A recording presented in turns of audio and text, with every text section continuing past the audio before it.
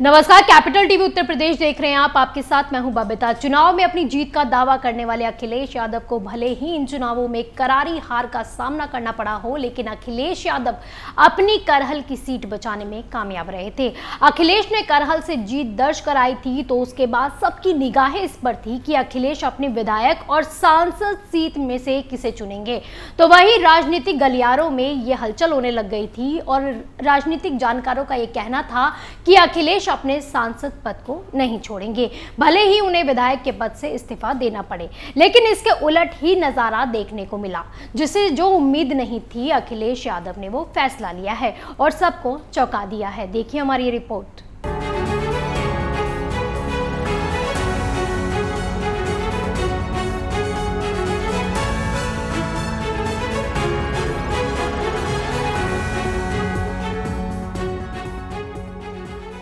Uttar Pradesh Samajwadi party प्रमुख अखिलेश यादव आज यानी मंगलवार को लोकसभा सदस्य से इस्तीफा दे चुके हैं।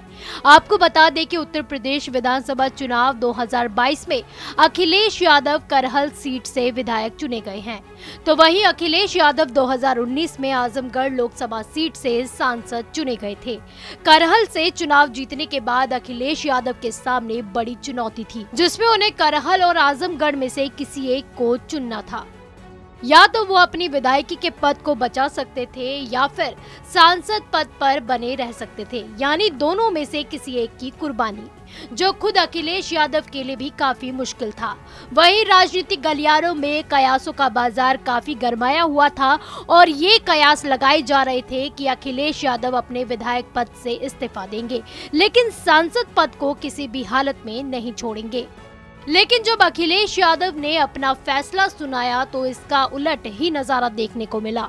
अखिलेश के फैसले ने सभी को चौंका दिया। अखिलेश यादव ने अपने सांसद पद से इस्तीफा दिया और करहल, जो कि सपा का गढ़ माना जाता है, उसे चुना। हालांकि आजमगढ़ भी सपा का गढ़ है, लेकिन यहाँ से अखिलेश सांसद पद पर थे। वहीं अखिलेश यादव के इस्तीफे के बाद ही एक और इस्तीफा दिया गया, जो आजम खान ने दिया। जी हां, आजम खान ने भी अपने लोकसभा सदस्यता से इस्तीफा दे दिया है। आपको बता दें कि आजम खान रामपुर विधानसभा सीट से विधायक चुने गए हैं और उन्होंने विधायक पद को चुना है। इसके बाद अब सपा के कुल 3 सांसद ही बचे हैं। इनमें मुलायम सिंह यादव के अलावा मुरादाबाद से एसटी हसन और संभल से सफीकुर रहमान बर्क शामिल है।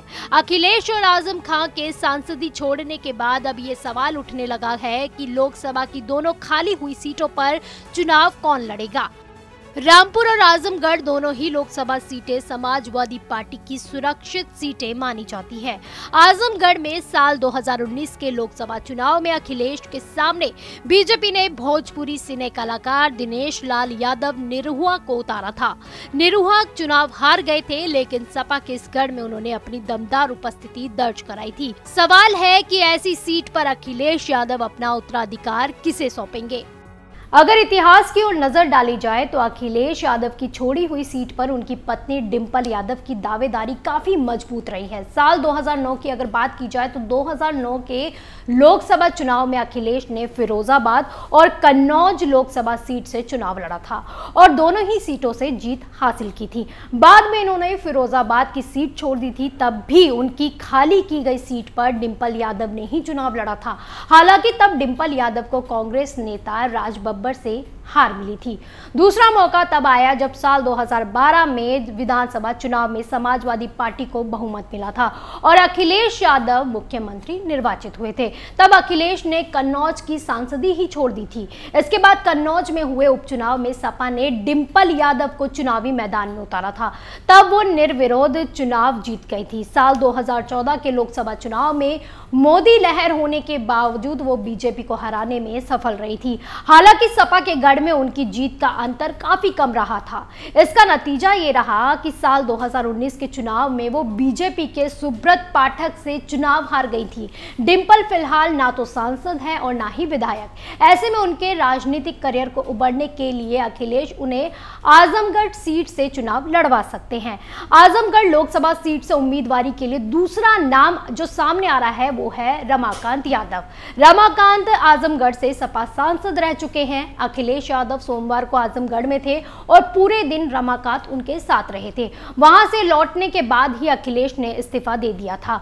ऐसे में कयास लगाए जा रहे हैं कि आजमगढ़ से उम्मीदवारी के लिए सपा रमाकांत यादव पर भी विचार कर सकती है।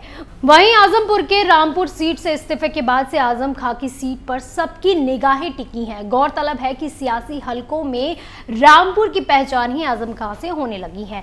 वो रामपुर विधानसभा सीट से ही विधायक भी हैं। ऐसे में माना जा रहा है कि रामपुर की सीट वो अपने परिवार से बाहर नहीं जाने देंगे।